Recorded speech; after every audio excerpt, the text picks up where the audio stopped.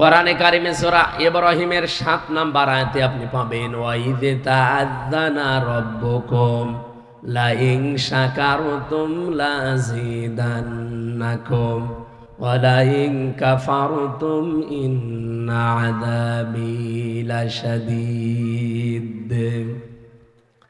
আল্লাহ পাক বলেন, স্মরণ করো ওই সময়ের কথা যখন তোমার রব আযান দিয়েছিলেন।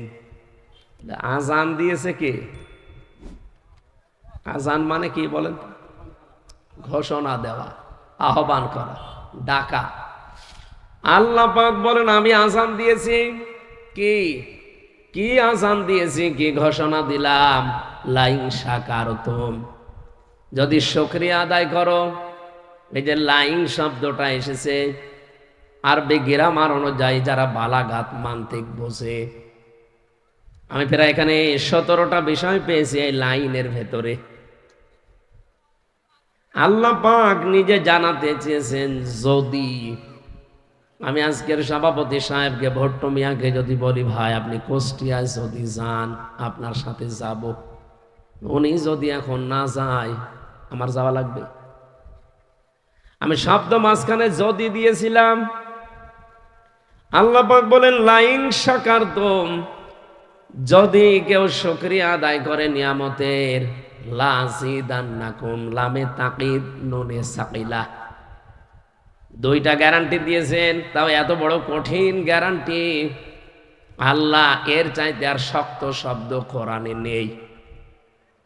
লা আজিদান্নাকুম, লামে তাকিদ নুনে সাকিলা দিয়ে আল্লাহ গ্যারান্টি দিয়েছেন, অবশ্যই সেই নিয়ামত আমি দুনিয়া আখিরাতে বাড়িয়ে দেব। আজকে এখানে যারা বসে আছেন, এটা যা নিয়ামত, আপনি প্রতিটি অক্ষরে কমপক্ষে 10টা নেকি পাচ্ছেন। আর যদি বুঝে শুনে আমল করতে পারেন, বেগাইরে হিসাব কত পাবেন দুনিয়ায় কেউ জানে না, এটা আল্লাহ জানে। কক্সবাজার এলাকাতে কত লক্ষ লক্ষ মানুষ এখন আছে, কত মানুষ বিভিন্ন এলাকা থেকে হোটেলে এসে, কোনো কাজও নেই, কোরআনের অনুষ্ঠান তাদের কানেও অন্তত পৌঁছিয়েছে আহ্বানটা, এই আযানটা, ঘোষণাটা। আসতে পারে না, পেরেছে? আপনি যে আসতে পারলেন, কত কাজ আপনার জীবনেও ছিল, সব বাদ দিয়ে আল্লাহ একটা সময় বের করে আপনাকে কোরআনের কিছু কথা শোনার, বোঝার এবং আমল করার মতো একটা মন আমাদেরকে আল্লাহ দিচ্ছেন। এই নিয়ামতটা পরবর্তী জীবনে আল্লাহ আর একবার ফিরিয়ে দেবেন। আর আমরা জানি 3টা জায়গায় যদি কেউ দুনিয়াতে সময় ব্যয় করে, সম্পদ ব্যয় করে, মরণের পরে ওই সময়ের, ওই সম্পদের হিসাব আল্লাহর কাছে দেওয়া লাগবে না। 1 নম্বরে যদি কেউ কোরআন প্রসারে, কোরআন কায়েমে, কোরআন শিক্ষায় ব্যয় করে সময় সম্পদ, ওই সময়ের ওই সম্পদের হিসাব আল্লাহ নেবেন না। আজকের এই আয়োজনে যত টাকা খরচ হয়েছে এই প্রসারের জন্যে, কোরআন এই শিক্ষার জন্যে যারা এসেছে, ভট্ট মিয়া থেকে শুরু করে যারা এর সাথে জড়িত, এই সম্পদের হিসাব কিয়ামতে আল্লাহ যখন আরম্ভ করবে, এটা বাইরে রাখবে। বাড়ি যেয়ে খেয়ে দিয়ে সুবহানাল্লাহ বলি। আপনি টের পাচ্ছেন কি বললাম? হিসাব বোঝেন? ফ্যাসিস্টদের এখন দোদক ধরছে, জীবন শেষ হয়ে যাচ্ছে তাদের হিসাব দিতে দিতে। তাও তো বিভিন্ন কায়দা কৌশল আছে বেঁচে যাওয়ার। কি কথা বলেন না কেন? দোদকের মামলা যদি কেউ খায়, দুর্নীতি দমন কমিশন, ওরা যদি দুর্নীতি করে, ওদেরকে ঠেকাবে কে? বাংলাদেশে আমরা আগস্টের 5 তারিখের পর থেকে আরো এটা বেশি দেখছি। অনেকে দুর্নীতিবাজদের ধরছে ঠিক, কিন্তু বিভিন্ন ফাঁকা দিয়ে তারা বের হয়ে চলে যাচ্ছে। তার মাঝে যারা দুর্নীতি দমন করবে, তারাই যদি দুর্নীতি করে, তাদেরকে রক্ষা করার জন্য, বাধা দেওয়ার জন্য আবার আরেকটা লাগবে। তারাও যদি করে, তাদের জন্য আরেকটা লাগবে, এবার আরেকটাই করেন। আল্লাহ পাক যে ফেরেশতা কিয়ামতের দিন হিসাবের জন্য আপনার সামনে দাঁড় করাবে, এমনকি নিজের সামনে আপনাকে দাঁড় করিয়ে বলবে, বল টাকা পয়সা কোথায় খরচ করলি আর কিভাবে উপায় করলি। মা তাযালু কদামা বানি আদম আবদি ইয়াউমাল কিয়ামাতি হাত্তা ইসালান খামসিন আন উমরিহি ফিমা আফনা ওয়া আন শাবাবিহি ফিমা আবলা ওয়া আম্মালিহি মিন আইনা ইকতাসাবাহু ওয়া ফিমা আনফাকাহু ওয়া আন ইলমিহি মাযা আমিলা ফি। মুত্তাফাকুন আলাইহি। হযরত আব্দুল্লাহ বিন মাসউদ থেকে বর্ণিত, বিশ্ব নবী নিজে জানিয়েছেন কিয়ামতের দিন আল্লাহ প্রতিটি বনি আদম সন্তানকে তার নিজের সামনে দাঁড় করাবে। ও কক্সবাজারবাসী, এখানে যারা আছি প্রত্যেককেই কিন্তু আলাদা আলাদা দাঁড় করাবে আল্লাহ। 5টা প্রশ্নের সঠিক জবাব দেওয়া ছাড়া কেউ সামনেও যেতে পারবে না, পেছনেও যেতে পারবে না, জায়গায় দাঁড়িয়ে থাকবে। এই সময়টা আমাদের জীবনে আসবে না। এই কথা বলেন না কেন? পরীক্ষা হবে সেই কত কোটি কোটি বছর পর, অথচ প্রশ্নপত্র আগেই ফাঁস হয়ে গেছে যে এই প্রশ্ন আসতে পারে। আমরা যারা অনার্স মাস্টার্স পর্যন্ত করে আসলাম, 1 থেকে মাস্টার্স পর্যন্ত কোনো দিন আমি পরীক্ষার আগের দিন প্রশ্নপত্র হাতে পাইনি। পেয়েছেন আপনি? যেদিন পরীক্ষা হবে ওই দিনও সকালে দেয় না, সকাল 10টায় পরীক্ষা আরম্ভ, 10টা বাজার 2 মিনিট আগেও দেয় না। দেয়? ঘন্টা বাজার পরে দেবে। ওইটা দেখে যদি আপনি লেখাপড়া করে থাকেন পাশ করতে পারবেন, আর যদি ওই হিসাবে পড়াশোনা না থাকে আপনি ফেল করে বসে আছেন। অথচ মহান আল্লাহ কত কোটি কোটি বছর পরে পরীক্ষা নেবে, সেই পরীক্ষার প্রশ্নপত্র আগে এখন আমাদের কাছে অলরেডি ফাঁস হয়ে গেছে। ফাঁস করা প্রশ্নপত্র পেয়েও যদি কেউ পাশ করতে না পারে, ও কি ছাত্র? কি কি ও কি? একটা ছেলে ওনার কাছে এসে বলছে, আব্বা কি পরীক্ষার রেজাল্ট দিয়েছে? রেজাল্ট দিয়েছে তো ভালো, তুই কাঁদিস কেন? কথা বলে না। আরে রেজাল্ট দিয়েছে, আমি মিষ্টি নিয়ে আনবো, ভালো করে বল তুই পাস না ফেল? বলছে, আব্বা ফেল করলে তো কথা ছিল, ছিলাম 5-এ, নামিয়ে দিয়েছে 3। এখন আমার 5-এ উঠতে আরো 2 বছর লাগবে। বলেন তো, যে ছেলেটা মিষ্টি আনার জন্য উনি ব্যস্ত, যে রেজাল্ট দিয়েছে, হয়তো কিছু না কিছু হলেও তো 33 পেয়েছে। ছেলে বলছে, আব্বা এমন রেজাল্ট হয়েছে, স্যাররা রাগ করেও ক্লাসে আমার রাখে নাই, 3 নামিয়ে দিয়েছে। কোথায় ছিল বলেন? এখন আমার 5-এ উঠতেই তো লাগবে 2 বছর, এই কারণে আমি কাঁদতেছি। প্রশ্নপত্র ফাঁস হয়ে যাওয়ার পরেও যদি আমাদের মতো মানুষ আমরা ফেল করি, বুঝতে হবে আমি ছাত্র না। এই কথা বোঝেন আমার? এই 5টা প্রশ্নের সঠিক জবাব দেওয়া ছাড়া তা না না না না, ফাঁক ফকর দিয়ে চলে যাবেন না, সঠিক জবাব দেওয়া লাগবে। 1 নম্বর একটা জীবন দিয়েছিলাম, কি করে ব্যয় করলে ওটা বল। 2 নম্বর একটা যৌবন দিয়েছিলাম 15 থেকে 45, এই সময়টা কি করে ব্যয় করলি বল। 3 নম্বরে কি করে সম্পদ উপার্জন করেছিল, ওই রাস্তাগুলো বল, দেখি তোর রাস্তাগুলো ঠিক আছে কিনা। 4 নম্বরে কোথায় কোথায় দিয়েছিস ওইটা বল। আমার মনে হয় 4 নম্বর জায়গায় অনেক মানুষ ধরা খেয়ে যাবে। সম্পদ যে কোথায় ব্যয় করে ও নিজেও জানে না, অথচ সম্পদগুলো তো আপনি কতদিন আগে আমার আল্লাহর কাছে বিক্রি করে দিয়েছেন, যেই দিন আপনি বলেছেন লা ইলাহা ইল্লাল্লাহ। এই কালেমা পড়ার মানে হচ্ছে আমার জীবন, আমার মরণ, আমার বেঁচে থাকা, আমার মরে যাওয়া, আমি সব আল্লাহকে অলরেডি দিয়ে দিয়েছি। ওলে ইন্না সালাতি ওয়া নুসুকি ওয়া মাহইয়ায়া ওয়া মামাতি লিল্লাহি রাব্বিল আলামিন। আল্লাহ পাক বলেন, যখন এই কালেমা মানুষ পড়ে তাকে এই কথা বলতে বলেন যে কুল ইন্না সালাতি ওয়া নুসুকি, আমার যত নামাজ কালাম আমি পড়ি, দৈহিক যত ইবাদত আছে এবং মালের যত ইবাদত আছে, এখানে নুসুক মানে শুধু কোরবানি না, নুসুকের অর্থ 3টা। এদিকে তাকান। নুসুক মানে 1 নম্বরে রক্ত প্রবাহ করা, যেটা আমরা কোরবানি বুঝি। 2 নম্বরে নুসুক মানে হজের কার্যকলাপ, যেটা কঠিন কাজ। তিন নম্বরে পৃথিবীর যত ইবাদত বন্দেগী আছে আরবিতে তাকে নুসুক বলা হয়। এই যত রকমের কিছু আমি করেছি সব আল্লাহকে অলরেডি দিয়ে দিয়েছি। এমনকি আমি যদি বেঁচে থাকি আল্লাহর জন্য বেঁচে থাকবো, যদি মরেও যাই আমি আল্লাহর জন্য মরবো। এই চারটা কথা বলার পরে আপনার কালেমার হক আদায় হবে। এজন্য এই আয়াতের ব্যাখ্যায় আমার আল্লাহ আর একটা আয়াত সূরা তাওবায় দিয়েছেন, ইন্নাল্লাহা আশতারা মিনাল মুমিনিনা আনফুসাহুম ওয়া আমওয়ালাহুম বিআন্না লাহুমুল জান্নাহ। অবশ্যই আমি আল্লাহ মুমিনের কাছ থেকে কিনে নিয়েছি তার জান আর তার মাল, বিনিময়ে আমি আল্লাহ তাকে জান্নাত দিয়ে দিয়েছি।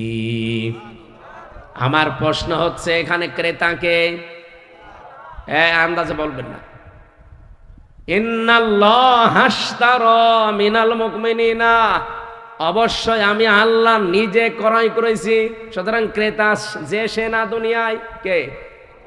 আরো জোরে বলেন। আল্লাহ নিজে স্বয়ং ক্রেতা বিক্রেতা। আমরা বললেন কি করে আপনি? না আমি না, আমি না, আমরাও না, মিনাল মুমিনিনা। আল্লাহ বলেন আমি জাত তার কাছে কিনতে চাই না, আমি কিনতে চাই শুধু মুমিনের কাছ থেকে। এখন আপনি যদি বলেন আমি মুমিন না, মানে আমি আব্দুল মুমিন, না আপনি আব্দুল মুমিন হতে পারেন, কিন্তু মুমিন হওয়ার জন্য কিছু শর্ত লাগে। নবীজিকে সাহাবী প্রশ্ন করলেন, হে নবী আমি যে মুমিন এটা আমি টের পাবো কি করে? বিশ্ব নবী বলেন, ইদা সাররাতকা হাসানাতুকা ওয়া সাআতকা সাজ্জিআতুকা ফা আনতা মুমিন। যখন তোমার ভালো কাজগুলো তোমাকে আনন্দ দেবে। আজকে এই যে কাজটা সত্যি করে মন থেকে বলেন তো, এটা কি ভালো কাজ না মন্দ কাজ? এটা কাজে আনন্দ লাগবে, ভালো লাগবে, খুশি লাগবে তাদের যাদের ঈমান আছে। আর এইটাও দেখে অনেকের রাগ হচ্ছে, কি অনেকের খারাপ লাগছে, অনেকের সমস্যাও হচ্ছে।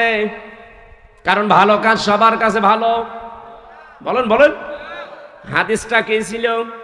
যখন তোমার ভালো কাজগুলো তোমাকে আনন্দ দেবে আর অন্যায় কাজ দেখলে তোমার ভেতর থেকে একটা বাধা আসবে, ফাংতা মুমিন, তখন বুঝবে যে তোমার ঈমান আছে। আপনি বলেন তো আপনার কিরকম মনে হয়? না, এই 15.5 বছরে আমরা অনেক ভালো কাজে বাধা দিতে দেখি নাই। আপনি কি ঘুমাচ্ছেন? কোথায় কুষ্টিয়া, কোথায় কক্সবাজারের টেকনাফ, 1000 কিলোমিটার। এত দূর থেকে আমি আসার পরে মাহফিলে আমার উঠতে দেয়নি, বলে দরকার নেই, আপনি আবার ফেরত যান। এতটুকু যদি বলতো হুজুর ওটার দরকার নেই বাড়ি চলে যান, তাও তো দোয়া করে চলে যেতাম। শয়তানরা আমার 1 কিলোমিটার তাড়িয়েছে। সে মাঠের ভেতর দিয়ে দৌড়াতে দৌড়াতে কোথায় উঠেছি আমি নিজেও জানি না। অবশ্যই আল্লাহু আকবার, নাউজুবিল্লাহ না বলে আল্লাহু আকবার। আমি দৌড়ানি খেয়ে মরি আর আল্লাহ। তার মানে এখানে বোঝা যাচ্ছে যে আমরা ভালো কাজে সবাই আনন্দ পাই না, এমনকি অন্যায় কাজেও সবার কষ্ট লাগে না, লাগে না। অনেকে অন্যায় কাজ করছে আনন্দ নিয়ে। কি কথা বলে না কেন? এই যে আনন্দ যদি আপনি অন্যায় কাজ করে পান, আর এই আনন্দ যদি একটা হয়, এদিকে তাকান, হয়নি, আবার তাকান। আপনি পৃথিবীতে যদি আনন্দ পান কোনো কাজে, ওই কাজটা যদি হয় কোনো অবৈধ কাজ, এ পর্যন্ত বোঝা যায়নি। না না, ভাষাটা কঠিন হয়ে যাচ্ছে, আমি সহজ করে বলছি। আপনি যদি আনন্দ পান কোনো কাজে, সুখ পান, কিন্তু কাজটা যদি হয় অবৈধ, আপনি কোন দিকে তাকিয়ে আছেন? আমি তো মনে হচ্ছে এদিকে তাকাননি। ভালো করে আমি আবার বোঝাচ্ছি, আমি রিপিট করছি বারবার, এখানে কারণ আছে। নবীজিও একটা কথা গুরুত্বপূর্ণ হলে 3 বার বলতেন, কি? কিন্তু বিনা কারণে উনি কোনো কথা বলতেন না। নবীজির জীবনে এটা ছিল না, কোনো কথা এমনি বিনা কারণে বলতেন না। কিন্তু যদি কারণ হয়, গুরুত্বপূর্ণ হয়, 3 বার পর্যন্ত বলতেন। আমি এই যে রিপিট করছি বারবার এই কারণে, আল্লাহ নিজে এই আয়াতটা রিপিট করেছেন। আপনার সুখ যদি পৃথিবীতে কোনোটা অবৈধভাবে আপনি ভোগ করেন, আনন্দ ভোগ করেন, কিন্তু আনন্দটা, সুখটা বৈধ না, অবৈধ। একটা অবৈধ সুখ ভোগ করার কারণে এই পৃথিবী আর আখেরাত মিলে ৭০টা দুঃখ আপনাকে আল্লাহ ভোগ করাবে। আজ কক্সবাজারের হোটেলে, সমুদ্র সৈকতে কত মানুষ বাংলাদেশের বিভিন্ন জায়গা থেকে কার কাকে নিয়ে এসেছে ও জানে আর আল্লাহ জানে। আপনারা হয়তো এসব জানেন না বা করেনও না, কিন্তু যারা নিয়ে এসেছে এই যে আনন্দ পাচ্ছে, তারা সুখে আছে। কেউ নিয়ে এসেছে তার শালীকে, কেউ তার ভাবিকে, কেউ অন্যের বউ নিয়ে এসেছে নিজের বউ বলে। আমি কি বেশি বলে ফেলছি? এরকম আছে না? আপনি এখনই রেট দেন, ১,০০০ না হাজার হাজার পাবেন হারা কুষ্টি কক্সবাজার।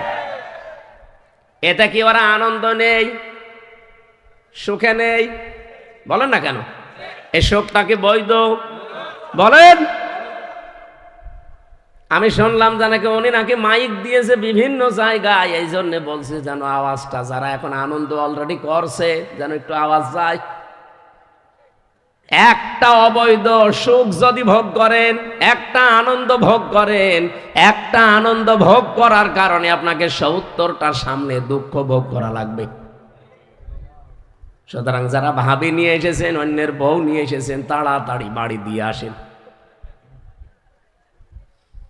আপনি মুরব্বী মানুষ, আপনি বসবেন না।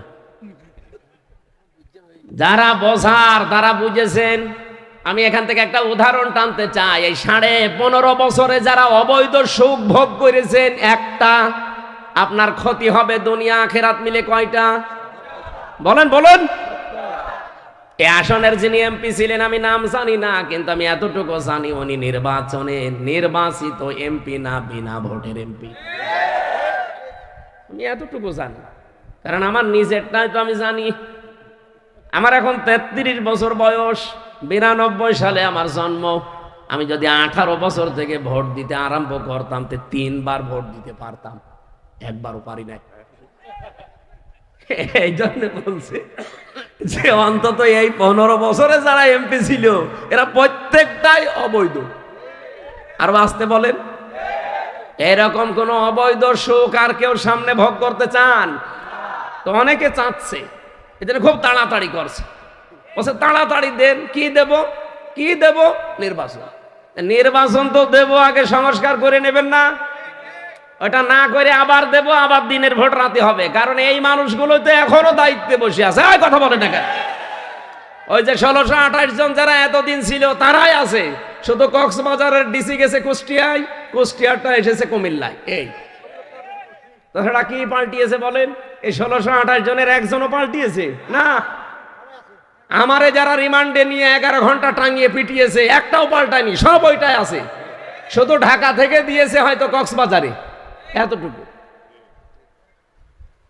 আমার যে এডিসি মুসলমান, পরে ঢাকা কাউন্টার টেরোরিজম থেকে এখন পাল্টিয়ে দিয়েছে সাতক্ষীরার এডিসি করে, শুধু জেলা পাল্টিয়েছে, মাল তো একই আছে। এখন যদি আপনি ওই ওদের আন্ডারে দিয়ে দেন নির্বাচন, ওই ডিসি, ওই এসপি, ওই টিওনো, ওরাই তো নির্বাচন করবে। ওরা যেভাবে অভ্যাস তৈরি করেছে যে দিনের ভোট রাতে করা যায় তাই করবে। আমার সাথে জেলখানায় এই ৩ বছর এক এসপি ওসি ছিল, ও যে দিনের ভোট রাতে করেছে, ও নিজে প্রমাণ করছিল। মাঝে মাঝে আমার কাছে, আমি তো পাশে কন্ডেম সেলের ভেতরে থাকতাম, আমার ২৪ ঘন্টা তালা লাগিয়ে রাখতো, কারোর সাথে কথা বলতে দিত না। সিসি ক্যামেরা দিয়ে ২ জন কারারক্ষী আলাদা বসিয়েছে। যেহেতু উনি ওই দলের লোক তো, আর ওনার ভেতরও একটা পাওয়ার আছে। নুসরাত হত্যা মামলার আসামি, নাম শোনেননি?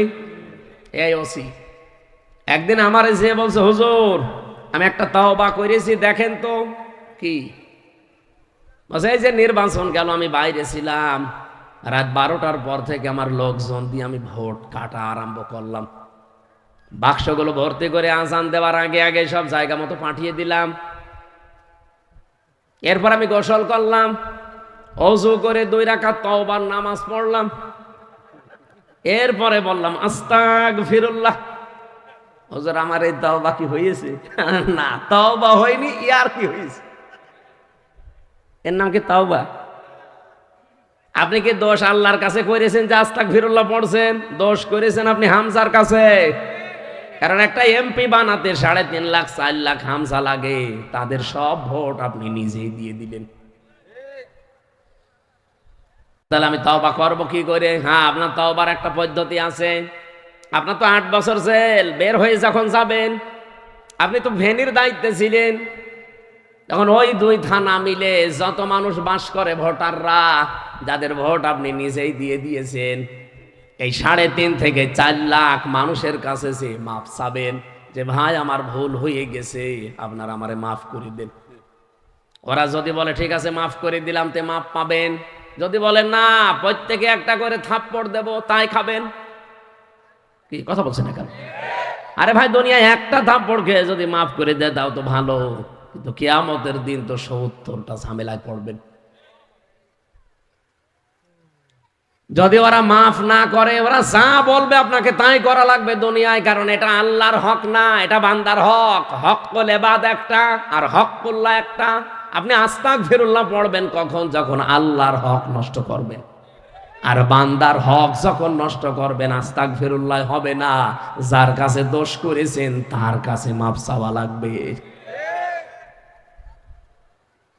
সবচাইতে ভয়ঙ্কর বিষয় আপনার জন্য, আপনি 8 বছর পরে জেল থেকে বের হয়ে দেখবেন এই 3.5 লাখ 4 লাখ হামজার মতো মানুষ অনেকেই দুনিয়া থেকে বিদায় হয়ে গেছে।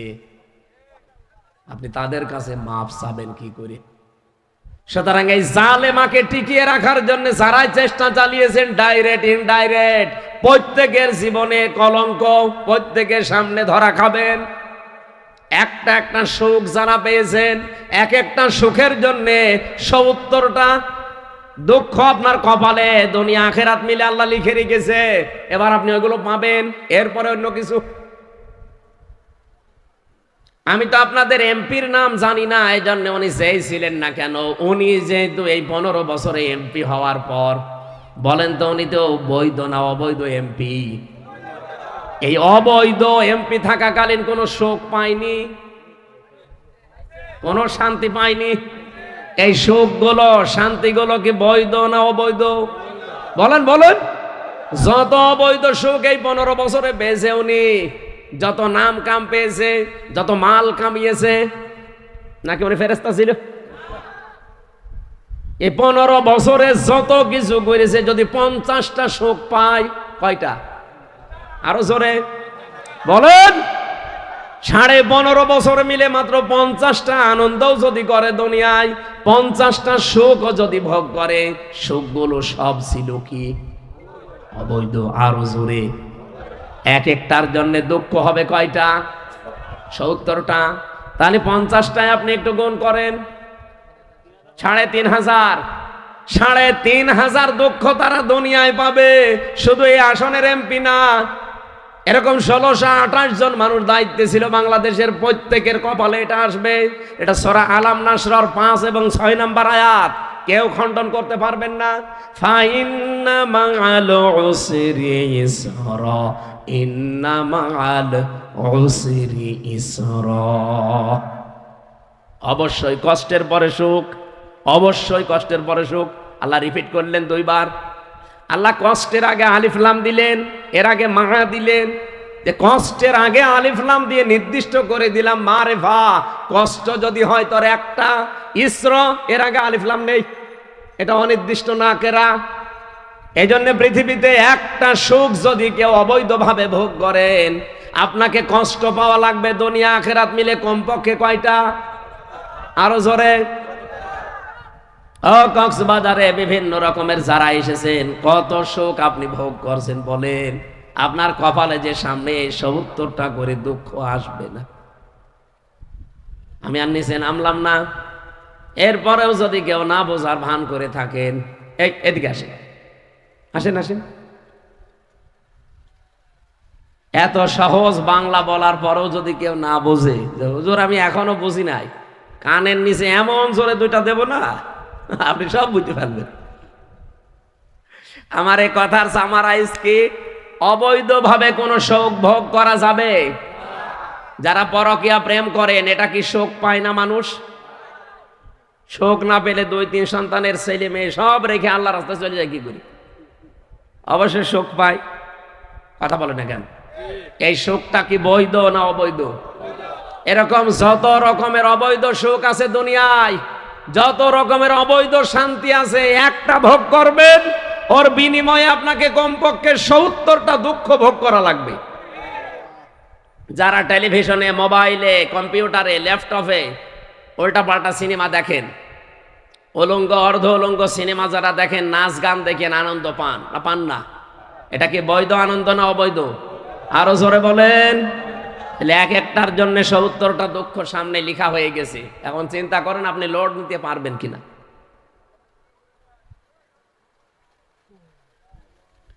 কক্সবাজারবাসী, আমি যে আয়াত থেকে শুরু করতে চেয়েছিলাম তার নাম ছিল, পৃথিবীতে আপনি সম্পদ যদি খরচ করেন কোরআনের জন্যে, কিসের জন্যে?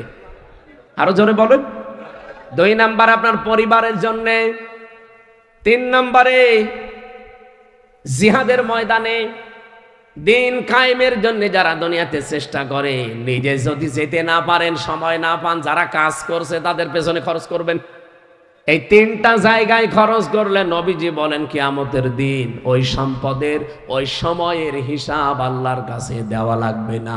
বলেন সুবহানাল্লাহ। আজকে যে সময়টা ব্যয় হচ্ছে, এটা কি? এটা নিয়ামত না? বলেন বলেন। এই নিয়ামতের শুকরিয়া আদায় কিভাবে করা লাগবে? আলহামদুলিল্লাহ হয়ে গেল না। আমি যে শর্ত বলেছিলাম নিয়ামতের শুকরিয়া আদায়ের, কয়টা? 3টা। বলেন বলেন, আরো জোরে বলেন। এটা আমি নোট করে এনেছি। 1 নম্বরে আপনাকে মুখে স্বীকার করা লাগবে যে হ্যাঁ এটা নিয়ামত, এটা মানেন তো? এটা যে নিয়ামত আপনার জীবনে আজকে, এটা মানেন তো? 2 নম্বরে অন্তর দ্বারা আপনাকে আনন্দ পাওয়া লাগবে একটা আলাদা। এই জন্য কোরআনে কারিমের সূরা আনফালের 2 নম্বর আয়াতে আল্লাহ এই আয়াতের ব্যাখ্যাটা দিয়েছেন এইভাবে, ইন্নামাল মুমিনুনা আল্লাযীনা ইযা যুকিরাল্লাহু ওয়াজিলাত কুলুবুহুম ওয়া ইযা তুলিয়াত আলাইহিম আয়াতুহু যাদাতুহুম ঈমানা ওয়া আলা রাব্বিহিম ইয়াতাওয়াক্কালুন। বলেন আল্লাহু আকবার। আল্লাহ বলেন আমার দৃষ্টিতে তো মুমিন ওই লোকটা যার সামনে আমার নাম উচ্চারণ হলে তার অন্তরাত্মা কেঁপে ওঠে ভয়ে। 2 নম্বরে আমার কোরআনের আয়াত যখন তাকে তেলাওয়াত করে বোঝানো হয়, তার ঈমান যতটুকু আছে ঈমান আরো বেড়ে যায়। আর বাড়ি যাওয়ার সময় তারা সিদ্ধান্ত নিয়ে বাড়ি যায়, আল্লাহ এখন থেকে ভরসা করব তোমার প্রতি। কার প্রতি? এই আয়াতে 3টা কথা পেলাম। আমার এর আগের আয়াতে ছিল আপনার অন্তর দ্বারা আপনি একটা আনন্দ পাবেন। এই যে ওয়াজিলাত কুলুবুহুম, আপনার অন্তরাত্মায় একটা আনন্দ লাগবে, একটা কাঁপ ধরবে। এটা কি? তাফসিরে মুফাসসিরিনে কিরাম লিখেছেন প্রতিটি মানুষের বাম স্তনের নিচে একটা গোস্তের টুকরা আছে। এই গোস্তের টুকরা, এটা একটা কাঁপ ধরবে, আনন্দ লাগবে এখানে যখন নাচানাচি করবে। 2 নম্বরে শরীরের ভেতরে যতগুলো পশম আল্লাহ দিয়েছেন, প্রতিটি পশম দেখবেন আনন্দে খাড়া হয়ে যাবে। আপনি দেখেন, আর ভেতরে একটা অজানা অনির্বচন সুখ আল্লাহ আপনাকে আলাদা দান করবে। কি বললাম শব্দটা? একটা আলাদা অনির্বচন সুখ। এটা এই কক্সবাজারে কিনতে পাওয়া যাবে না, এটা আল্লাহর পক্ষ থেকে সরাসরি আসে। এই অনির্বচন সুখ, এটা উদাহরণ দিতে গিয়ে আমি পেয়েছি। এই যে মুরগির বাচ্চারা সিল থেকে, কোন দুশ্মন থেকে নিজের বাচ্চাকে রক্ষা করার জন্য এভাবে নিজের পাখাকে ডাউন করে দেয়, এরপরে ফল করে। কি করে না? মুরগির বাচ্চারা যখন নিজের পাখাকে এভাবে ডাউন করে দেয়, ফল করে দেয়, দেখবেন বাচ্চাগুলো নিচে এসে আশ্রয় নিয়ে একটা কিচির মিচির আওয়াজ দেয়। এইটাকে বাংলায় বলা হয় অনির্বচন সুখ। তারা মনে মনে ভাবে, তার মাকে এই কিচির মিচির আওয়াজ দিয়ে জানাতে চায়, মা এতক্ষণ চাইছিলাম, এখন যেখানে আছি কেউ আমাদের আর দেখতে পারছে না, আমাদের বিশ্বাস হয়ে গেছে তোমার এই আঁচলের নিচে থাকাকালীন কেউ আমাদের ক্ষতি করতে পারবে না। এটা একটা আনন্দ পায় আলাদা, ওই আনন্দ যাকে তাকে আল্লাহ দেয় না। ওরা যেহেতু সব দিক থেকে নিরাপত্তা পেয়ে গেছে, এই জন্য আনন্দটা পায়। আমরা যদি সত্যি আল্লাহর আয়াত শোনার পরে রব্বুল আলামিন আমাদের ঈমান যখন বাড়িয়ে দিতে থাকবে, একটা আলাদা শান্তি পাবেন, যে শান্তি চার দোকানে বসে যারা গল্প করছে, যারা গেজাচ্ছে, তারা এই আনন্দটা পাবে না। কি কথা বলছেন? অজিলাত কুলুবুহুম, অন্তরাত্মায় কাঁপ ধরবে, পশমগুলো খাড়া হয়ে যাবে, অনির্বচন একটা আলাদা শোক আপনি অনুভব করবেন। তাহলে নিয়ামতের শুকরিয়া আদায়ের দ্বিতীয় শর্ত এটা। আর আমার বিশ্বাস আমরা এখানে যারা মন দিয়ে কোরআন শুনছি তারা এটা পাচ্ছি না? 3 নম্বরে পেয়েছি আল্লাহর দেওয়া নিয়ম নীতি মেনে নেওয়া। এখন এই আয়াতের ভেতরে কি নিয়ম নীতি দেওয়া আছে, এইটা শোনার পরে যদি আপনার প্র্যাকটিক্যাল লাইফে আপনি মেনে নিতে পারেন, তাহলে আপনি নিয়ামতের শুকরিয়া আদায় করলেন। আর নিয়ামতের শুকরিয়া যদি কেউ আদায় করে, কমপক্ষে আমার আল্লাহ কিছু না করলেও ওইটা জীবনে আবার বাড়িয়ে দেবে। তার মানে আবার আরেকবার ফিরে আসবে জীবনে, আপনি আবার কোরআনের সাথে সময় দিতে পারবেন, আবার কোরআনের পেছনে শ্রম দিতে, অর্থ খরচ করার সুযোগ পাবেন। ওয়ালা ইন কাফারতুম, যদি কুফরি করো, কুফরি কাকে বলে? বাংলা অর্থ কুফরি শব্দের অর্থ হচ্ছে ঢেকে ফেলা। কি করা? এই যে যারা চাষ করে খায়, যারা বিভিন্ন জিনিস চাষ করে, তাদেরকে আরবিতে বলা হয় কাফের। এখন যদি যারা এই যে ধান লাগায়, ওরে যদি বলেন এই কাফের, ও আপনার ছাড়বে? অথচ আরবিতে কিন্তু আরবি দেশ হলে ওরে কাফেরই বলতাম। কাফের মানে ঢেকে ফেলা, গোপন করা। ও যেহেতু বীজকে মাটির ভেতরে ঢেকে ফেলে, গোপন করে দেয়, এই জন্য আরবিতে ওর নাম কি? কাফের। বলেন কি বুঝলেন এখান থেকে? ওয়ালা ইন কাফারতুম, যদি তোমরা কুফরি করো, আমার নিয়ামতকে জানার পরে, শোনার পরে, দুনিয়ার কোন স্বার্থ পেয়ে যদি গোপন করে দাও, ঢেকে রাখো, জানতে না দাও, প্রকাশ না করো। আল্লাহর নিয়ামত কি ছিল আজকে? এখান থেকে আমি প্রথমে শব্দ বলেছিলাম যে আমার দায়িত্ব সঠিকটা তুলে ধরা, আর আপনার দায়িত্ব এইটা নিয়ে বাড়িয়ে চিন্তা ভাবনা করা। আমার যে তেলাওয়াতকৃত আয়াত আছে সূরা হুজুরাতের 12 নম্বর আয়াত, আর যে হাদিস আছে, ওই হাদিসের ব্যাখ্যা অনুযায়ী যতটুকু জানবেন, আমি যতটুকু জানি বলবো, আপনি যতটুকু শুনবেন অতটুকু বাড়িয়ে চিন্তা ভাবনা করবেন। এটা যদি কেউ না করে, না এগুলো সব করতে গেলে তো আমার অনেক কিছু হারানো লাগবে, এটার নাম কাফের। আমার কথা বোঝা গেছে না? তাহলে আপনি নিজে আজকে কাফের হয়ে যেতে পারেন। যা জেনেছেন এটা যদি আপনি নিজে না মানেন, না প্রচার করেন, গোপন করে রাখেন, দুনিয়ার কোন স্বার্থ পেয়ে যদি বলে চেপে রাখেন, না দরকার নেই, দিনকাল ভালো না।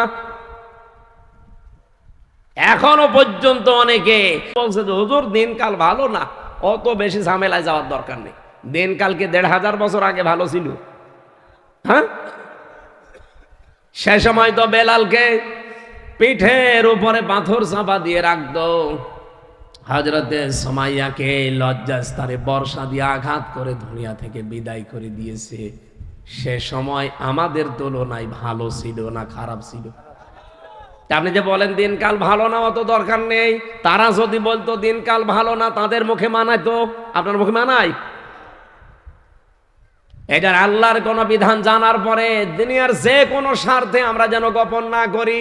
এই সারা বাংলাদেশে 15.5 বছরে আয়াতটা গোপন করার কারণে দেশের অবস্থা এতদিন জালেমরা টিকে ছিল। নাই যদি সবাই আগস্টের 5 তারিখের মতো এই 9 সাল থেকে আমরা আরম্ভ করতে পারতাম যে না, কোনো অন্যায় এদেশে হতে দেব না, হওয়ার সম্ভাবনা, ওই সময় কোনো জালেম ক্ষমতায় বসতে পারতো না। জীবন তো আমাদের ঠিকই গেল। 2732 জন মানুষ অলরেডি জীবন দিয়ে দিয়েছে। জীবন তো ঠিকই গেল। 34,000-এর মতো প্রায় মানুষ হাসপাতালের বেডে কাতরায়। সবই গেল মাঝখান থেকে 15.5 বছর দেশটা জাহান্নাম হয়েছিল। এই জন্য আমরা চাচ্ছি আর সামনে কোনো কিছু জানি জানার পরে গোপন না করি। গোপন করলে আপনি কি হবেন বলেন বলেন। ইন্নাল্লাযীনা ইয়াকতুমুনা মা আনজালনা মিনাল বায়্যিনাতি ওয়াল হুদা মিন বা'দি মা বায়্যানাহু লিন-নাসি ফিল কিতাব উলাইকা ইয়ালআনুহুমুল্লাহ ওয়া ইয়ালআনুহুমুল লাঈনুন। সূরা বাকারা 2 নম্বর পারা 3 নম্বর পৃষ্ঠা 4 নম্বর লাইনে আছে 159 নম্বর আয়াত। আল্লাহ বলেন নিশ্চয় যে বা যারা ইয়াকতুমুনা, কাতামা ইয়াকতুমু মানে গোপন করা, এটা মজারে বর্তমান ভবিষ্যৎ প্রেজেন্ট ফিউচার। এখন যারা করছেন ভবিষ্যতেও যারা করবেন, কি করবে? মা আনজালনা, যা আমি আল্লাহ নাজিল করেছি, মিনাল বায়্যিনাতি ওয়াল হুদা, স্পষ্ট দলিল আর প্রমাণ দিয়ে হেদায়েত সহকারে। এ কোরআনে আল্লাহ যা দিয়েছেন বলেন তো সব স্পষ্ট না অস্পষ্ট? স্পষ্ট এই কিতাবের কথাগুলো যারা দুনিয়ার কোনো স্বার্থে গোপন করে রাখে, বলতে চায় না, প্রচার করতে চায় না, এর হক আদায় করে না।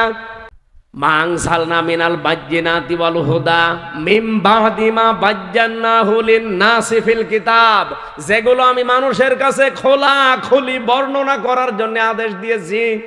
আজ বাংলাদেশে হাজার হাজার আলেম জানার পরও সঠিক কথাটা বলতো না, বাতিলের 5 গোলাম ছিল। এই মাওলানা ফরিদউদ্দিন মাসুদ, মাওলানা কফিল উদ্দিন সরকার, সালেহী, এই কথা বলছেন এখানে, আমি বানিয়ে বলছি। তারা টাটকা জিন্দা জালেমকে বলতো এই জান্নাতের সার্টিফিকেট প্রাপ্ত মানুষ। এমনও কথা আমি শুনেছি, বলেছে মাননীয় প্রধানমন্ত্রী আপনার জান্নাতে অধিকার আছে, মনে হচ্ছে জান্নাত ওর বাবার, আরো দিয়ে দিচ্ছে।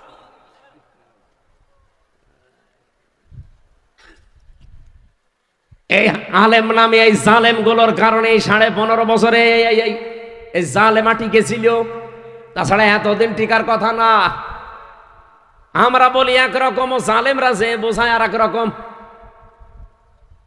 এই যে কোরআনের আসল কথাগুলো গোপন করে করে দিয়ে যারা দুনিয়ার বিভিন্ন স্বার্থ পেয়েছে, বাইতুল মোকাররমের ক্ষতি পর্যন্ত হয়েছিল। এত বড় একটা জালেমা মহিলাকে আপনি নিজেও জানতেন যে এর মতো জালেমা পৃথিবীতে নেই। 6 জনের তালিকা আছে দুনিয়ায়, এ পৃথিবীতে নিকৃষ্ট মানুষ 6 জন, তার ভেতরে হাসিনা একজন।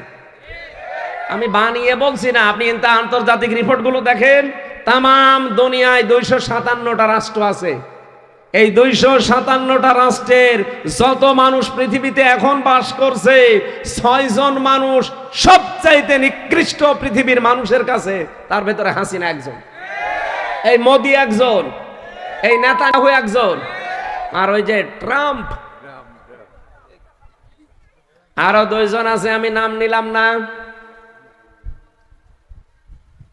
এত বড় জুলুম পৃথিবীতে আর কেউ করে না। হাসিনার নামটা এসেছে শুধু আয়না ঘর বানানোর কারণে। মানুষ এত নিচে নামতে পারে? আরে ভাই, আপনি তো নিজে বাস্তবতা বোঝেননি। আমি নিজেও 10 দিন ছিলাম আয়না ঘরে, তাও মিনিটাই, ছোটটাই। আর বড়টাই যারা ছিল, বিগটাই, কি অবস্থা তাদের। আমার সাথে ছেলে একজনকে দিয়েছিল, তার নাম মাওলানা মুফতি ফখরুল ইসলাম। আল্লাহর এই বান্দা আমারে মাঝে মাঝে বলতো, হামজা ভাই আপনার সাথে আয়না ঘরে কি করেছে আমি জানি না, তবে আমার সাথে কি করেছে, এই পায়ের ভেতরে এভাবে হাত দিয়েছে। সামনে যে লোহার ব্যারিকেড আছে ওর সাথে হাত লাগিয়ে শেকল দিয়ে তালা লাগিয়ে দিয়েছে।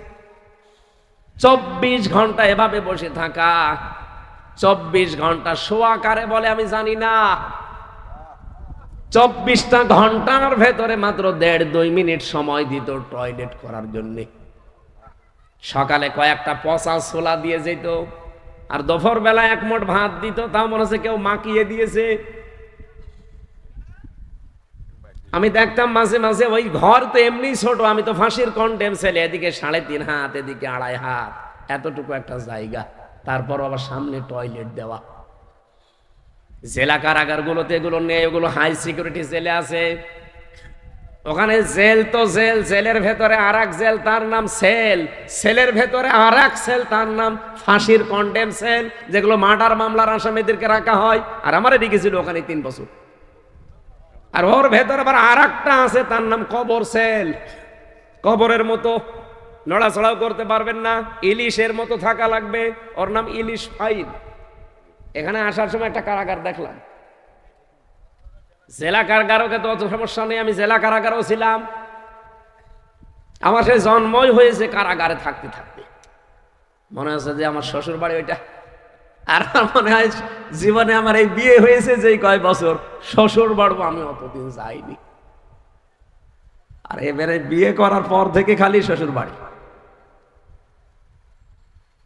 এ কঠিন অবস্থাতে আমারটা বললেই তো আমার ভয় লাগে। আর উনি বলছিল যে ভাই আমি 3 বছরে শোয়া কারে বলে জানি না। দেখতাম মাঝে মাঝে ওই কন্ডেম সেলে যতটুকু জায়গা হাত পা ছেড়ে দিয়ে ষাট মাঠ হয়ে পড়ে আছে। বললাম আরে ভাই আপনি যদি এভাবে থাকেন তা আমি বসবো কোথায়? এমনিতে জায়গা ছোট, একজনেরই হয় না, আপনার 2 জন আমাদেরকে এক জায়গায় দিয়েছে। আর আপনি যেভাবে থাকেন, আমারে তখন শোনাইতো যে হামজা ভাই মানুষ যে শুয়ে থাকে এটা যে কত বড় নিয়ামত, ওরা টের পায় না। তাই আমি জানি। আপনি ভাবতে পারেন 1 দিন 2 দিন 5 দিন পরে ছেড়ে দে না, বছরের পর বছর ব্যারিস্টার আরমান 9 বছর কাটিয়েছে ওইভাবে। আপনি নিজেকে ওই জায়গায় একটু দাঁড় করেন তো কেমন লাগে? আপনি পারবেন? আমি যে অসুস্থ কেন, এই কারণে খাবার দাবারও ঠিক মতো আমি পাইনি। এমন কোন শরীরের 1 ইঞ্চি জায়গা নেই যেখানে জালেমরা টর্চার করে না, মাথার চুল থেকে শুরু করে পায়ের তালু পর্যন্ত। এখন অনেকে এখনো পর্যন্ত জালেমের পক্ষে সাফাই গায় যে কি হয়েছে, ববু চলে গেল, কি হয়েছে তোমার তো সাথে হয়নি, তোমার সাথে যদি এরকম হইতো তুমি টের পেতে। আমি নিজে ভিকটিম, আমি হালকা পাতলা টের পাচ্ছি। আমি এই যে চেয়ারটা সরিয়ে দিয়ে এটা নিয়ে আসলাম কেন, মানে আমার বললাম না পেছনে এমন অবস্থা আমি বসতে পারি না। নরম জায়গা ছাড়া বসলে 2-3 মিনিটের ভেতরে আমার পেছনে ব্যথা করে। এই জন্য বললাম ওই চেয়ার সরিয়ে দেন, এটা দেন যেন একটু বসে থাকা যায়। ও চেয়ারে বসলে আমার 10 মিনিট পর পর ওঠা লাগবে।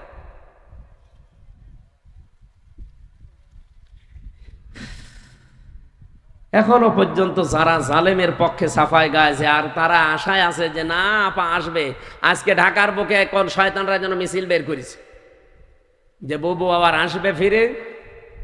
এর পরের লাইনটা বললাম না।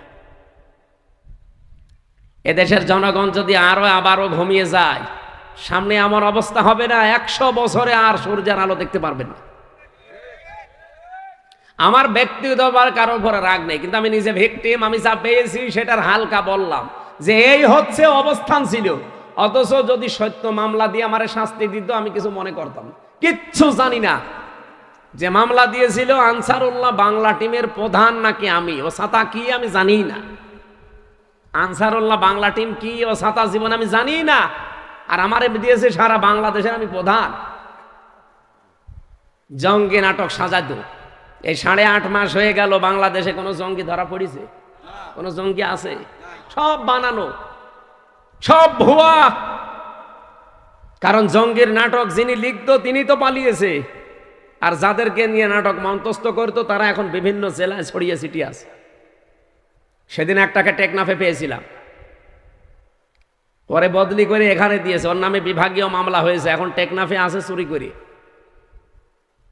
আমারে বলছো হুজুর মাফ করে দিয়ে, বলে মাফ করবো, আমার টাকাগুলো ফেরত দে। কারণ আমার বাবার কাছ থেকে যত টাকা নিয়েছেন টাকা আগে ফেরত দেবেন, এরপরে মাফ হবে।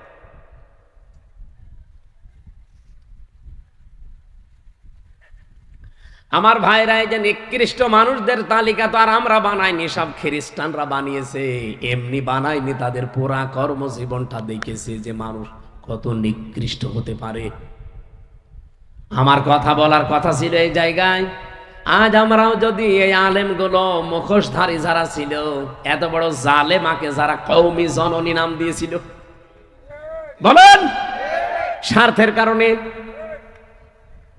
আপনি কওমি জননী নাম দেওয়ার আর মানুষ পেলেন না দুনিয়া, এরকম একটা জালেমাকে নাম দিলেন। অথচ ওই সময় মামুনুল হক, আমি, সাখাওয়াত হোসেন রাজি, কত আলেম, প্রায় ৭৬ জন আলেম ওই সময় আমরা জেলে। যেই দিন এই নামটা ঘোষণা দিয়েছে বাইতুল মোকাররমের সাবেক খতিব,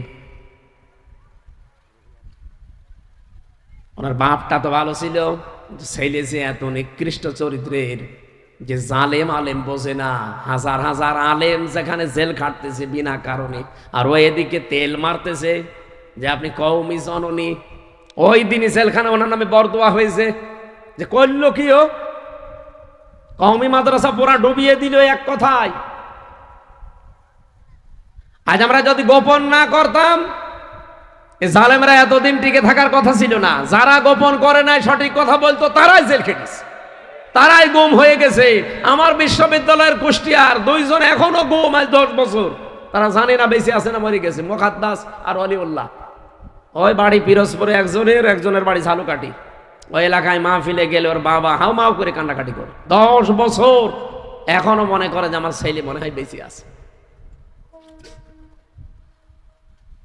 আমরা কোরআনের কোন বিধান জানার পরে যদি গোপন করি, জীবনে আর এই নিয়ামত আল্লাহ আমাদেরকে দেবে না। এতটুকু আল্লাহ শেষ করেননি, ইন্না আযাবি লাশাদীদ, কঠিন ভয়ঙ্কর আযাবের দিকে তোমাদেরকে আমি আল্লাহ ফেলে দেব। সুতরাং আমরা নিয়ামতের শুকরিয়া আদায় শুধুমাত্র আলহামদুলিল্লাহ বললাম হয়ে যাবে না, তা না। 1 নম্বরে আপনাকে এটা স্বীকার করা লাগবে নিয়ামত। 2 নম্বরে অন্তরে একটা আলাদা শান্তি পাওয়া লাগবে। 3 নম্বরে যা শুনবেন ওই অনুযায়ী আমল করা লাগবে। এই 3টা শর্ত মেনে নিলে আল্লাহর ঘোষণা লাযিদান্নাকুম, অবশ্যই ওই নিয়ামত দুনিয়াতে আবার দেবে। আমরা চাই না বারবার আমাদের জীবনে কোরআন ফিরে আসুক। কথা বলেন, কথা বলুন। সারাটা জীবনই যদি কোরআনের পেছনে ব্যয় হয়, তো কিয়ামতের দিন তো জবাবই দেওয়া লাগবে না। তা আমি দুনিয়ার অন্য কোনো কাজে আমার সময়, আমার অর্থ ব্যয় করব কোন কারণে? আমি কি পাগল হয়ে গেছি? আমি তো ব্যয় করতে যাই এমন জায়গায় যে চোখ বন্ধ হলে যেন আমার আর হিসাব দেওয়া না লাগে। কিন্তু আপনি এমন এমন জায়গায় ব্যয় করছেন, হিসাব দিতে দিতে আপনি মরবেন। পৃথিবীর এই জমিনটা কিন্তু পুরা ধোঁকা ভাই। আমি 3 বছর জেলে না থাকলে এইটা আমি আন্দাজ এখনো করতে পারতাম না, শুধু অনুমানে থাকতাম।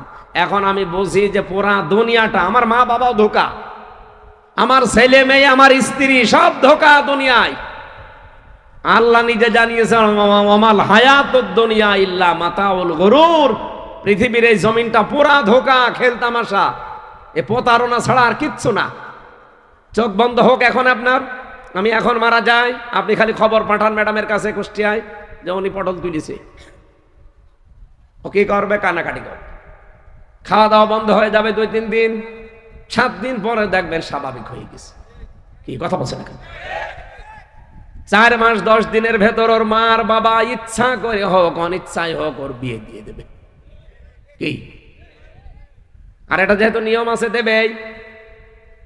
4 মাস 10 দিনের ভেতরে যখন বিয়ে হয়ে যাবে অন্য জায়গায়, মাত্র 7 দিন সংসার করার পরে বলবে ওর আব্বাকে, কল দিয়ে বলবে, আব্বা হামজা তো আর কি ছিল, এখন যেটা পেয়েছি এটা 100 গুণ ভালো। অথচ ওর জন্য আমি করিনি কি, রাত দিন এক করে ফেলেছি। কি কথা বলছি না? আমরা অনেক স্বামী আছি তার স্ত্রীকে খুশি রাখার জন্য, সুখে রাখার জন্য, মা বাবাকে খুশি রাখার জন্য, সুখে রাখার জন্য, সন্তানাদির আখের গোছানোর জন্য অনেক মানুষ আমরা এখন এই পাগলামি করছি যে বাবা শাহজালাল সব হালাল। এরকম মানুষ নেই দেশে? আছে মানে আমরাই, আছে মানে। আপনি এখান থেকে পরিত্রাণ পাওয়ার জন্য চেষ্টা চালান। এমনকি এখানে এই ভট্ট মিয়া যদি এখন 100 বছর পরে এই কক্সবাজারে আসে, ওনার যে বাড়ি দেখলাম, জান্নাত মনে হয়, দ্বিতীয় জান্নাত। এই বাড়িতে 100 বছর পরে উনি আসলে জীবনে ওনারে ঢুকতে দেবে না। কি কথা বললেন না? আমি কি বানিয়ে বলছি? জীবনও না। আমি আমার নিজেরটা বলছি। আমার বাবার নাম রিয়াজউদ্দিন, তার বাবার নাম জাহান আলী, তার বাবার নাম নমাজ আলী। এরপরে আমি আর জানি না। হ্যাঁ, 3 পুরুষের পরে আমার জানি না, আর আমার জানার দরকারও নেই। কারণ আমি তাদের চিনিও না, তাদের নামও জানি না, তাদের জীবনে দেখিও নি। আমি নমাজ আলীকেও দেখিনি, শুধু নাম শুনেছি। আমি আমার জাহান আলী পর্যন্ত চিনি, আমার দাদা, ওই দাদার বাপকে আমি দেখিনি। এবার বলেন তো, এনারে যদি জিজ্ঞাসা করেন ওনার বাবার নাম কি, বলেন। বেলায়েত হোসেন দাদার নাম, তার বাবার নাম আর মনে নেই। আমারও তো 3টা মনে আছে, ওনার 2টো মনে আছে। এখন ওই হাসমত আলী ওনার হচ্ছে দাদা, হাসমতের বাবা যিনি, তিনি যদি এখন ফিরে এসে বলে এই কক্সবাজারের এই ভিটা আমার, এই বাড়ি আমার, ঢুকতে দেবে? এই পৃথিবী আসল না, হার জিততে হবে মরণের পরে। কাউকে যদি আল্লাহ জাহান্নাম থেকে মুক্ত করে জান্নাতে দিয়ে দেয় তার জীবন সফল, এটা এক অর্থ। আর একটা অর্থ আছে, আপনারা শুনতেছেন? এটা সূরা আলে ইমরান 4 নম্বর পারা 13 নম্বর পৃষ্ঠা 13 নম্বর লাইনের 185 নম্বর আয়াতের শেষের দিকে আছে। আল্লাহ বলেন হার জিত এই দুনিয়ায় নেই, আসল সফলতা বিফলতা মরণের পর। যদি কাউকে আমি জাহান্নাম থেকে মুক্ত করে জান্নাতে দিয়ে দেই, এর জীবন পুরা সফল, এটা এক অর্থ। আর একটা অর্থ কি? আর একটা অর্থ হচ্ছে দুনিয়ার জীবনে কাউকে যদি জাহান্নামের কাজগুলো থেকে আস্তে আস্তে আমি মাইনাস করে করে বিরত রেখে রেখে জান্নাতের কাজের দিকে আস্তে আস্তে এগিয়ে দেই। আগে আপনি জাহান্নামের কাজগুলো করতেন, আস্তে আস্তে ছেড়ে দিয়েছেন, জান্নাতের কাজের দিকে এখন আস্তে আস্তে এগিয়ে যাচ্ছেন, আপনার জীবন সফল। আপনি আগে ঘুষ খেতেন, এখন আর খান না। আগে সুদ খেতেন, এখন আর খান না। আগে নামাজ পড়তেন না, এখন পড়া আরম্ভ করেছেন। আপনি মনে করবেন আমি আস্তে আস্তে জাহান্নামের পথ থেকে দূরে সরে জান্নাতের নিকটবর্তী হচ্ছি। এরকম জীবন আমরা এখনো বানাতে পারি নাই। আগে অনেকেই ঘুষ খেত ব্যাংকের, সুদ খেত ব্যাংকের মাধ্যমে, এখন ডিজিটাল কায়দা আরম্ভ করেছে। এখন টাকা ছেড়ে রাখে, টাকা আসে, একটু বেশি পাওয়া যায়। এলাকায় এখন আরম্ভ হয়েছে কিনা আমি জানি না, ওই যে টাকা ছেড়ে রাখে 1000, তখন 100 টাকা বেশি দেয় মাসে মাসে। এই সুদ যারা খাচ্ছেন এরা কিন্তু নিজের মায়ের সাথে জেনা করছেন। এ নাউজুবিল্লাহ পর্যন্ত কি শেষ না? এটা আজকে মানা লাগবে। বলেন বলেন। যারা টাকা ছেড়ে রেখেছেন, 1000 টাকা দিলে 100 টাকা বেশি দেয়। যদি এরকম কেউ থাকেন, এই মুহূর্তে তওবা করা লাগবে যে আমি আমার আসল টাকা বাদ দিয়ে বাকিটা মাফ করে দিলাম, আমি আর নেব না। কারণ আমি মায়ের সাথে জেনা করে নামাজ পড়ে করবো কি? কি কারা কারা ছেড়ে দিতে পারবেন? হাত তোলেন তো। আরে আল্লাহ, এলাকায় এ ব্যবসা তো ধমসে চলছে। বাবা শাহজালাল সব হালাল চালান, অসুবিধা নেই। অন্তত যারা হাত তুললেন ছেড়ে দেওয়া লাগবে। এমনকি এখনো এখানে বসে আছে যে ওয়াজ শুনে যে ওই সুদের টাকা তুলবো। কথা বলছেন না কেন?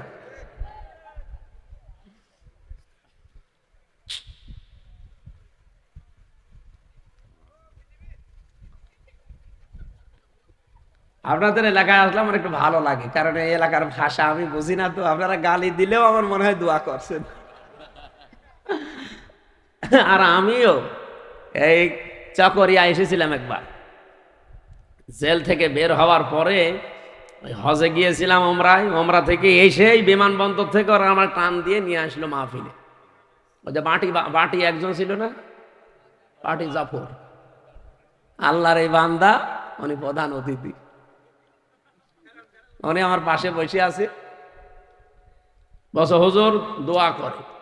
আমি আরবিতে কয়েকটা গালি দিলাম, উতুল্লিম বাদা যালিকা জানিম, যারা কোরআনের অনুষ্ঠানে বাধা দেয় তারা যারো সন্তান। বাংলা বলি না, শুধু আরবি বলেছি। উনি বলছে আমিন।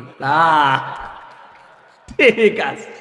এখন যে বাটি জাফর কোথায় যে আছে, আল্লাহর ওলি ভাই পালিয়েছে।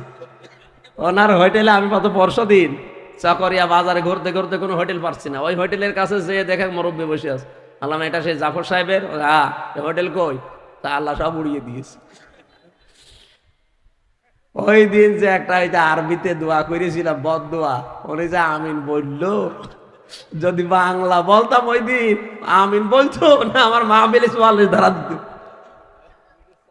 এই জন্য এই কক্সবাজার চট্টগ্রামের ভাষা ভালোই হয়েছে, সাথে আমি বসিও না, আপনারা গালি মালি দিলেও অসুবিধা নেই।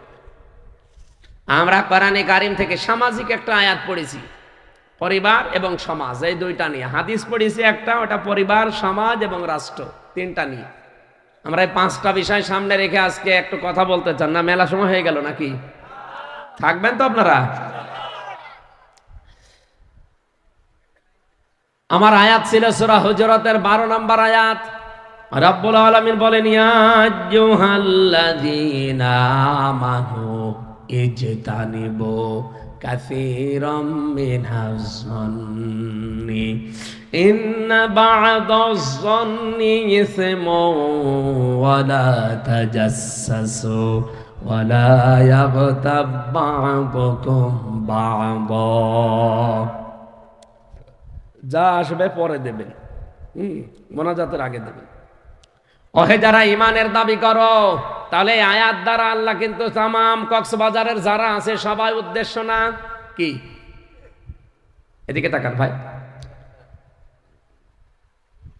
ঠিক আছে। কিছু দিলে প্রশ্ন কারো যদি থাকে লিখে রাখবেন, মোনাজাতের আগে দেবেন, ঠিক আছে? এখন ডিস্টার্ব করেন না। আজকের যে আয়াত, এটা কিন্তু বাংলাদেশে সবার জন্য না, এমনকি এই কক্সবাজারে যারা বাস করেন সবার জন্য না। আজকে আমি যে চুল কেটে আসলাম, যিনি আমার চুল কেটে দিচ্ছিল, ওর বুকের ওপরে একটা মালা দেখে আমি টের পেয়েছি যে দাদা। তার মানে ওনার জন্য আজকের আয়াত না, ওনার তো ইমানই নেই। কি কথা বলেন না কেন? ওই যে নীলগিরি, কক্সবাজারে যে সমুদ্র সৈকতের আগে নীলগিরি যেটা আছে, ওই জায়গায় চুল কাটিয়েছিলাম। এমন ভাবে কেটে দিয়েছে টুপি খোলা যাচ্ছে না। এমনি আমার শরীরে মাংস নেই, জালেমরা সব শেষ করে দিয়েছে। চুল একটু ছিল যাক লাগতো, এমন কাটা কেটেছে বাটি ষাট, আমার একদম বাটি করে দিয়েছে ওই বাটি। আজকে যেহেতু আয়াতটা সবার জন্য না, এই জন্য সবাই এখানে শোনার দরকার নেই। এই আয়াতটা শুধুমাত্র কাদের জন্যে? ইমানদার। বলেন বলেন, ইমান আমাদের আছে তো? ওই যে ইমানের সংজ্ঞা বললাম, ভালো কাজ দেখলে আনন্দ লাগবে, অন্যায় দেখলেই ভেতর থেকে একটা বাধা আসবে। আল্লাহ এরকম ইমানদারকে ডাক দিয়ে বললেন, ইজতানিব, বেঁচে থাকবা। তুমি একা একা না, সবাই মিলে, বহু বছর। ইজতানিব, তোমরা সবাই মিলে বেঁচে থাকবা। ইন্না কাসীরাম মিনাজ যন্নি, অধিকাংশ ধারণা করা থেকে। আজ বাংলাদেশে ধারণা নেই, আসতে বলে। জামাত ইসলামের একজন নেতা ডক্টর শফিকুল ইসলাম মাসুদ হাফিজাহুল্লাহ, উনি কয়েকদিন আগে একটা গাড়িতে ওই যে পাঞ্জাবি সব, আপনাদের এই কক্সবাজারের নিয়ামতুল্লাহ নিজামী নামে একটা ছেলে ব্যবসা করে, পাঞ্জাবির ব্যবসা। এই পাঞ্জাবি সব অনেকটা গাড়ি নিয়েছে, ওই গাড়িতে নাকি ভাই ঘুরছিল। এইটা নিয়ে দেখলাম তারপরের দিন তোলপাড় চলছে যে স্মার্ট গ্রুপের কাছ থেকে জামাত ইসলাম টাকা পয়সা খেয়ে। এটা একটা কথা বললো, কোথায় স্মার্ট গ্রুপ আর কোথায় স্মার্ট পাঞ্জাবি? আপনি সঠিকভাবে কোনো তথ্য না জেনে আন্দাজে এক ধারণা করলেন, এটার দ্বারা কত ক্ষতি হয়ে গেল আপনার জীবনে জানেন? কারণ যারা এইভাবে আন্দাজে ধারণা করে, যে এলাকায় এই যে আন্দাজে ধারণা করা, এই রোগটা বেশি। যে জিনিস যে জানে না তার উপর ওই দোষটা চাপিয়ে দেওয়া, এই গুনাহ বেশি। ওই এলাকার মানুষের দোয়া কবুল হওয়া বন্ধ হয়ে যায়। কথা বুঝতেছেন? তাহলে কত বড় অপরাধ বাংলাদেশে এরা করলো। যারাই করেছে তারা যদি, আল্লাহ বলেন ইজতানিব, বেঁচে থাকবা, কাসীরাম মিনাজ যন্নি, অধিকাংশ ধারণা করা থেকে। ইন্না বা'দাজ যন্নি ইসমুন, কারণ অধিকাংশ ধারণাই হচ্ছে গুনার কাজ। কথা বলেন না কেন? রিকশা দিয়ে একজন চলে যাচ্ছে তার স্ত্রী নিয়ে, আপনি আন্দাজে এক ধারণা করলেন ও চরিত্র ভালো, মেয়ে লোক নিয়ে যাচ্ছে। আরে ভাই, ওটা তোর বউ অথবা বোন অথবা মাও হতে পারে, ওর আপন খালাও হতে পারে। যে 14 জন মহিলার সাথে দেখা করা যায় যাচ্ছে, তাদেরকে যদি আপনি নিয়ে যান, গুনাহ আছে। আপনার মা যেতে পারে, আপনার মেয়ে যেতে পারে, আপনার বউ যেতে পারে, আপনার ফুফু যেতে পারে, আপনার খালা যেতে পারে, আপনার ভাইয়ের মেয়ে যেতে পারে, আপনার আপন বোনের মেয়ে যেতে পারে, আপনার পুত্রবধূ যেতে পারে। এরকম 14 জন। কয়জন? এই 14 জন মহিলা যদি আপনার সাথে যায়, আর আপনি আন্দাজে রাস্তায় দেখে একটা ধারণা করে দিলেন, এই আন্দাজে ধারণা করা কি কাজ? ছোটখাটো গোনা না, কবিরা গোনা। আল্লাহ বলেন বেঁচে থাকবা এই গোনা থেকে। আলা তাজাসসাসু, মানুষের পেছনে অনুসন্ধান করতে লেগে যাবা না। এটা আগস্টের 5 তারিখের পর থেকে বেশি আরম্ভ হয়েছে। একে অন্যের পেছনে লেগে আছে কি করে তার গোপন দোষগুলো ফাঁস করে মানুষের কাছে কালার করা যায়। ওয়ালা ইয়াগতাব বা'দুকুম বা'দা, একে অন্যের পেছনে গোয়েন্দাগিরি করবা না, লেগে থাকবা না সব সময়। রব্বুল আলামিন এতটুকু শেষ করে দিতে পারতেন, এবার একটা ভয়ঙ্কর কথা বললেন। এই যে নিজে যেই গোনা করে, এই গোনাটা আর একজনের ওপরে চাপিয়ে দিয়ে তাকে কালার করে দেওয়ার চেষ্টা করে, নিজে সাদাবাজি করে, আর এই দোষটা চাপিয়ে দেয় একটা ভালো মানুষের উপরে। বাংলাদেশে এই গোনা নেই? বলেন। ইসলামী ব্যাংকের নাম বলেন, অনেকে দেখি বলে আরে ভাই ইসলামী ব্যাংক যাদের ছিল তারা ফেরত পেয়েছে, আপনি আন্দাজে সাদাবাজ বলে তাদের নাম চালিয়ে দেন কোন কারণে? এতদিন যাদের কাছে ছিল তারাই তো ছিল সাদাবাজ, ছিনতাইকারী। তারা এটা ছিনতাই করে নিয়েছিল এতদিনে। এখন যাদের কাছে আছে এটা তাদের নিজেদের জিনিস, তারা নিজেরা ফেরত পেয়েছে, আর তাদের নামে আপনি সাদাবাজ বলে চালিয়ে দেন। যারা সাদাবাজি করেছে, ছিনতাই করে নিয়েছে। এই গণাটা যদি বন্ধ না হয়, আপনি নামাজ পড়েন, রোজা রাখেন, হজ করে এসেছেন, এগুলো সব লোক দেখানো হবে। আল্লাহ পাক বলেন আইয়ুহিব্বু আহাদুকুম আইয়াকুলা লাহমা আখি মাইতান, তোমাদের কেউ কি ভালোবাসো যে মরা ভাইয়ের গোশত খেতে? আপনাকে যদি এখন আমার এই মরা ভাইকে জবাই করে গোশত দেওয়া হয়, খাবে? অথচ ওই গোনা আপনি লিপ্ত, যারা মানুষের পেছনে লেগে থাকে।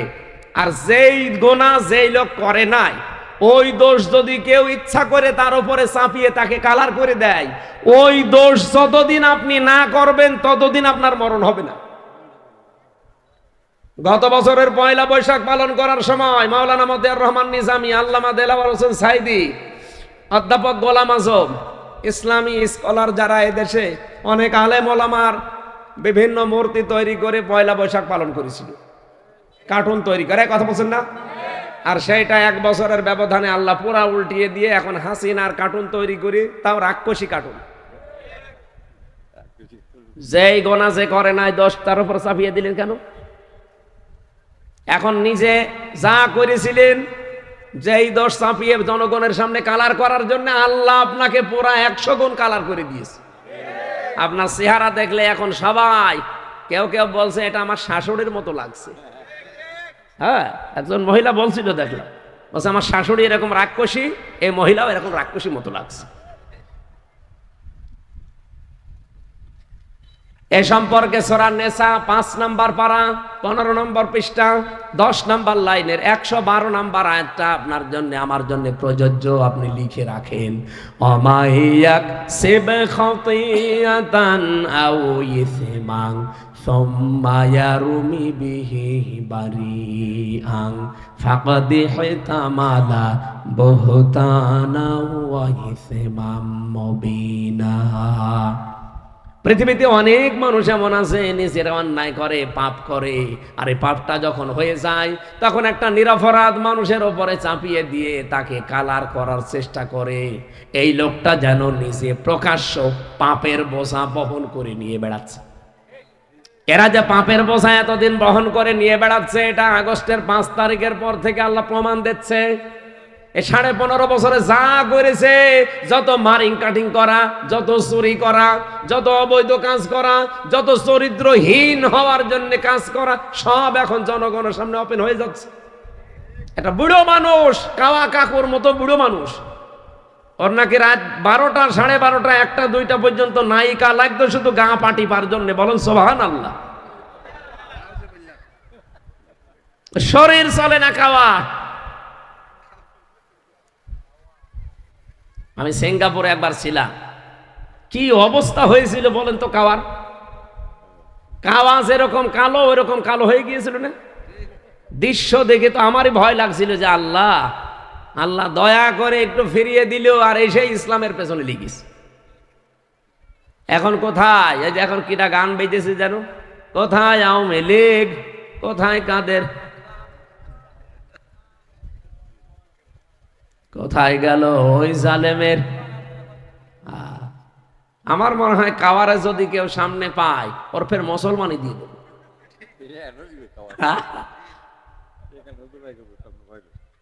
যা যা চরিত্র সব এখন তো হালকা পাতলা একটু দেখা যাচ্ছে, গভীরেরটা তো আমরা অনেকে জানি না। মানুষ এত নিচে নামে কি করি? তার মেয়ের বয়সী মেয়েদেরকে নিয়ে আনন্দ ফুর্তি করে, আপনার স্ত্রী নেই। আর বাকি অর্থনৈতিক বিষয়গুলো তো বললামই না। এক একজনের বাড়ি ছিল 620টা। সেদিন মালয়েশিয়া ছিলাম, সিঙ্গাপুর, মালয়েশিয়া, থাইল্যান্ড দেশগুলো ঘুরছিলাম। যেখানে উঠি হোটেলে দেখি এক শয়তান নিচে বসে বসে চা খাচ্ছে। কি গো হুজুর, আমি আগেই পালিয়েছি। আগেই পালালেন কেন? আপনার না 620টা বাড়ি, একটা বাড়িতেও তো থাকতে পারেন না, এখন পালিয়েছেন, হোটেলে থাকেন। কয়দিন থাকবেন?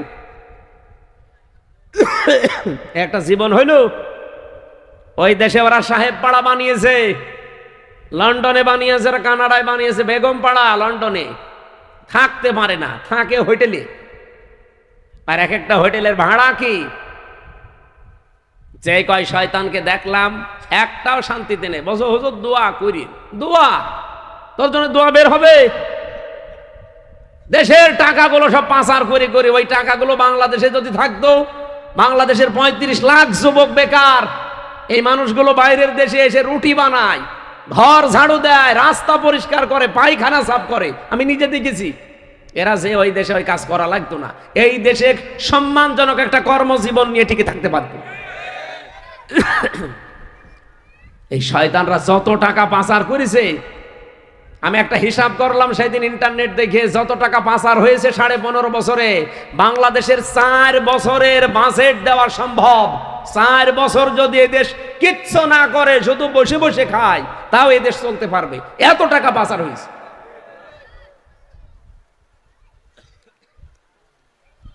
আর এখনো পর্যন্ত ওরা সাফাই গাছ, আমরা কি করেছি যে আমাদের মানুষ দেখতে পারে না। সেদিন হাসিনা একটা বক্তব্য দিচ্ছিল, দেখলাম ইন্টারনেটে, বলছে হ্যাঁ সবই দোষ আমার, সবই আমি খেয়েছি, আমার বোন যে এত খাইলো, আমার বোনের তো কিছু হয় না।